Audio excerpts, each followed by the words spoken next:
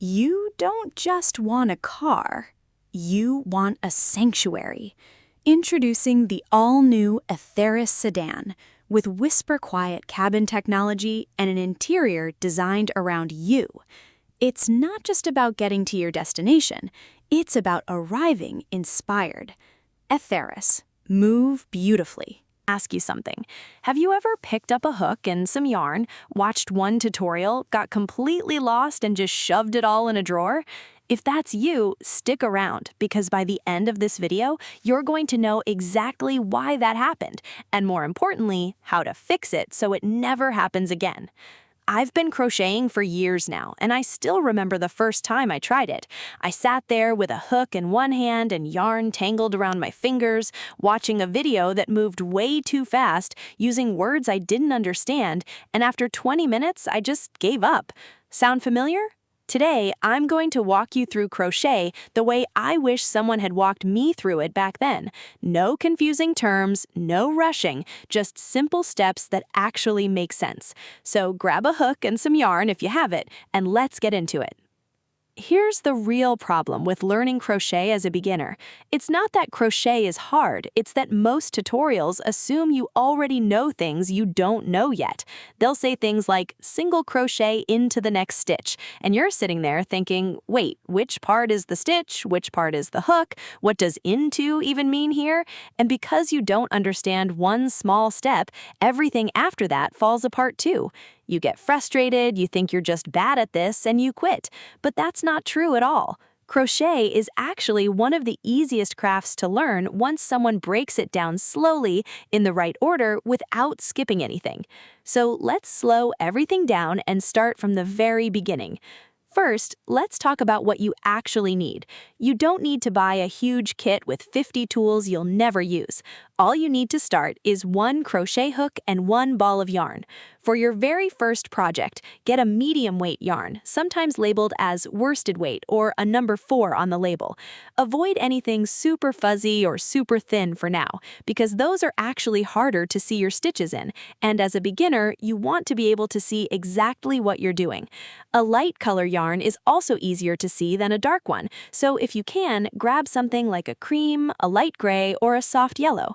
For the hook, a size H or I, which is around 5 to 5.5 millimeters, is a comfortable size to start with. It's not too thin, not too thick, and it works well with that medium weight yarn. You don't just want a car, you want a sanctuary. Introducing the all-new Atheris. With whisper-quiet cabin technology and an interior designed around you, it's not just about getting to your destination, it's about arriving inspired. Atheris, move beautifully. You don't just want a car, you want a sanctuary. New Atheris sedan. Now you just repeat that same process into every chain across the row. Insert your hook, yarn over, pull through one loop, yarn over again, pull through both loops. Insert, yarn over, pull through one, yarn over, pull through two. Keep going all the way to the end of your chain. Once you reach the end of the row, you need to turn your work around so you can go back the other direction. And before you start that next row, you chain one stitch. This one chain doesn't count as an actual stitch, it just gets your hook up to the right height to start the new row. Then you insert your hook into the first stitch of the row below and do the exact same single crochet motion all the way across again. This is the moment where things really start to click for people, and it's honestly my favorite part of teaching crochet. The first row is always the hardest because it's hard to see where to put your hook. But once you finish that first row and start your second one, suddenly you can actually see the little V shapes clearly, and inserting your hook becomes so much easier. If your first row felt confusing, don't panic. That confusion goes away almost completely by row 2 or 3, once your eyes learn what to look for. Keep going row after row, and after about 10 or 15 rows, stop and look at what you've made. It's a little square or rectangle made entirely by your own 2 hands out of a single piece of string and a hook. That right there is the moment crochet stops feeling like a confusing puzzle and starts feeling like something you can actually do. I remember finishing my first little square and just staring at it, honestly kind of shocked that I made something that actually looked like fabric. Now, once you're happy with the size of your piece, or once you just want to practice finishing off, here's how you end it. This is called fastening off. Cut your yarn, leaving a tail about 6 inches long. Yarn over one more time and pull that tail all the way through the last loop on your hook. Pull it snug, and that's it. Your stitches are locked in place and won't unravel. Let's talk quickly about mistakes, because you are going to make some, and that is completely normal. If you notice a hole in your work, it usually means you missed a stitch somewhere. If your rows keep getting wider and wider, you're probably accidentally adding extra stitches at the end of your rows without meaning to. And if your rows keep getting narrower, you're probably losing a stitch at the end of each row. None of these mistakes mean you're bad at this. They just mean you're learning. And honestly, even people who have crocheted for 10 years still make these same mistakes sometimes. The difference is they know how to notice it and fix it, and now you do too. You don't just want a car, you want a sanctuary. Introducing the all-new Atheris. With whisper-quiet cabin technology and an interior designed around you, it's not just about getting to your destination, it's about arriving inspired. Atheris, move beautifully. You don't just want a car, you want a sanctuary. Introducing the all-new Atheris. With whisper-quiet cabin technology and an interior designed around you. It's not just about getting to your destination, it's about arriving inspired. Atheris, move beautifully. You don't just want a car, you want a sanctuary. Introducing the all-new Atheris. Up a lot of people right away. There's no one correct way to hold a crochet hook. Some people hold it like a pencil, resting it between their thumb and first finger. Other people hold it like a knife, with their whole hand wrapped around it from on top. Try both. Whichever one feels more natural and comfortable in your hand is the right one for you. There is no wrong answer here, so don't stress about copying someone else's grip exactly. The yarn is the same idea. You're going to want to weave it through the fingers of your other hand so you can control how tight or loose it flows while you work. A common way to do this is to loop the yarn over your pointer finger, under your middle finger, and over your ring finger, then let it hang down. This gives you what's called tension, which basically means control over how tight your stitches turn out. Don't worry if this feels weird at first. It feels weird for everyone at first. Your hands just need time to learn a new movement, the same way they needed time to learn how to type or how to tie your shoes. Okay, now let's get into the actual stitches, starting with the very first thing every single crochet project begins with, the slip knot. To make a slip knot, take the end of your yarn and make a loop, kind of like a pretzel shape, with the tail crossing over the working yarn, the part connected to the ball. Then reach through that loop, grab the working yarn and pull it through. Now pull both ends gently until you have a loop that can slide open and closed, and slide it onto your hook until it's snug but not tight. That loop on your hook is officially your very first crochet stitch, even though it doesn't look like much yet. From here, we move into the foundation chain, which is the base row that everything else in your project will build on top of. To make a chain stitch, you wrap the yarn over your hook. This is called a yarn over, and then you pull that yarn through the loop that's already on your hook. That's it. That's one chain. Now you just repeat that same motion again and again. Yarn over, pull through. Yarn over, pull through. Each time you do this, you're adding one more link to your chain, kind of like a paperclip chain, but made of yarn. For your very first practice piece, chain about 20 stitches. Don't worry about counting perfectly right now. This is just practice for your hands. As you're doing this, pay attention to how tight or loose your chain looks. If it's really tight and hard to work into, try relaxing your grip a little. If it's really loose and floppy, try holding on a bit firmer. This is something that improves with practice, so don't judge yourself if your first chain looks a little uneven. Everyone's first chain looks a little uneven. with whisper quiet cabin technology and an interior designed around you. It's not just about getting to your destination. Stop throwing money away on home decor that looks exactly like everyone else's. You know that feeling when you walk into someone's house and everything looks like it came straight off a shelf from the same store? There's no personality, no warmth, nothing that makes you stop and go, wait, where did you get that? That's what most homes feel like right now. And the crazy thing is, the fix has been right in front of us this whole time. It's yarn. It's a hook. And by the end of this video, I promise you're gonna see crochet in a way you never have before. Because today, we're talking about the most beautiful, the most jaw-dropping, the most creative crochet home decor ideas out there. From wall art to plant hangers to table pieces you'd actually want to show off at a dinner party. Whether you're brand new to crochet or you've been doing it for years and you're just looking for your next project, this is going to give you a ton of inspiration. And honestly, some of these ideas are so good, your guests are going to think you spent a lot of money on them. Let's start with something that a lot of people sleep on: wall hangings.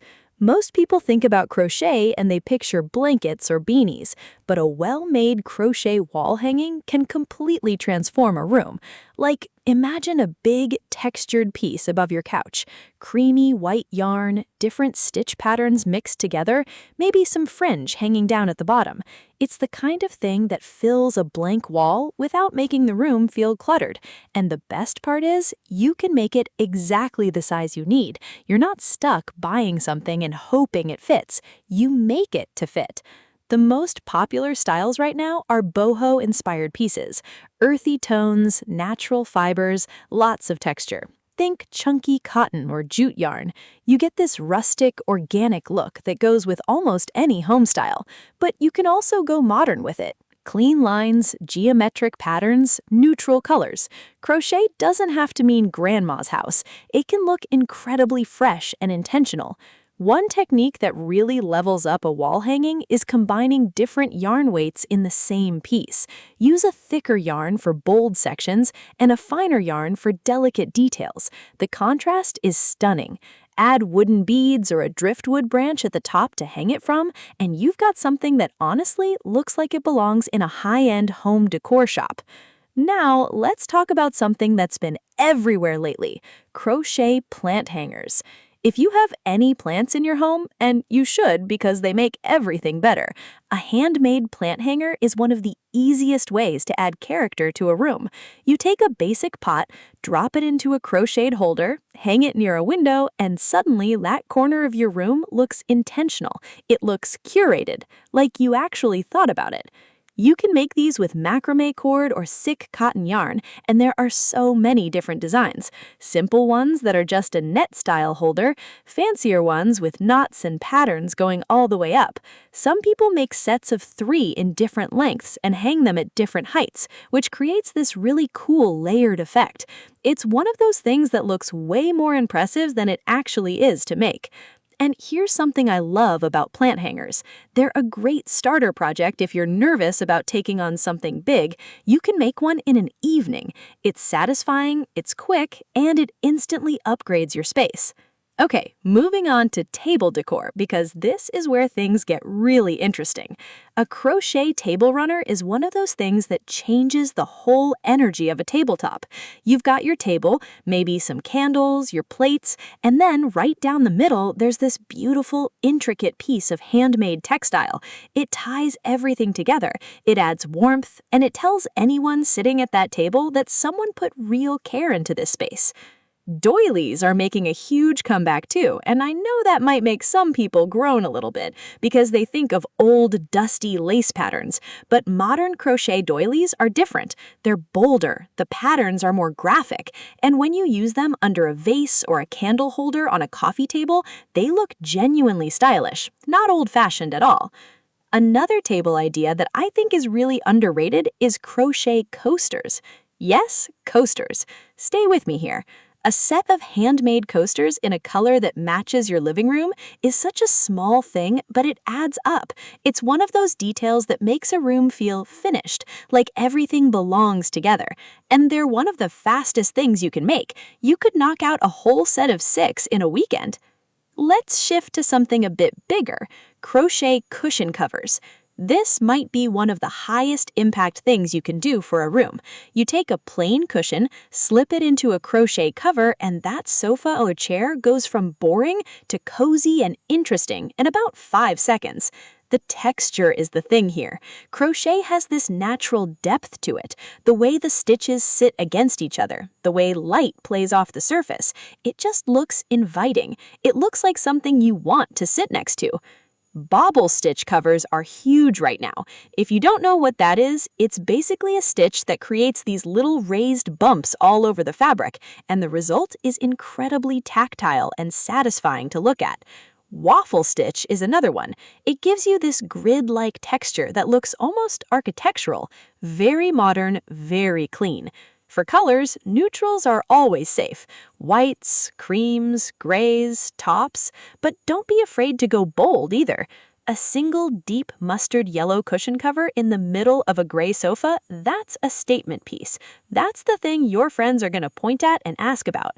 Now I want to talk about something that a lot of people haven't considered: crochet baskets and storage. Hear me out. Organization can be beautiful. If you make a set of chunky crochet baskets, you're not just making storage, you're making decor. You can keep them on open shelving, use them to hold blankets in the living room, and put smaller ones in the bathroom for toiletries. They're functional and they look amazing. That's a rare combination. Chunky t-shirt yarn works really well for this because it's thick and sturdy, so the baskets hold their shape. You can make round ones, square ones, ones with handles, and because you're making them yourself, you can make them in exactly the colors that work for your space. That's the thing about crochet decor in general. The customization is unmatched. No store can give you that. Let's talk about something a bit softer now. Crochet throw blankets. This feels like an obvious one, but I think it deserves its own moment because a really beautiful throw blanket is one of the most powerful things you can have in a living room. Draped over the arm of a sofa, folded on an accent chair, layered on a bed, a crochet blanket communicates something. It says this space is warm, this space is lived in and loved. The corner-to-corner stitch, or C to C, is one of the most popular techniques for blankets right now because it creates this beautiful diagonal pattern that looks complex but is actually really repetitive and easy to get into a rhythm with. You can do it in a single color for a subtle texture effect, or use 2 or 3 colors for something more graphic. Granny square blankets are another classic that's had a serious comeback, and modern granny squares look nothing like what you might be picturing. People are doing them in solid colors with really clean, bold color blocking. You take like 4 colors that work together, arrange the squares in a deliberate pattern, and the result looks like something you'd buy from a designer home store for $300. Now, Let's not forget the bedroom, because crochet has a lot to offer in there too. A crochet bed canopy or dream catcher style hanging above a bed creates this really romantic,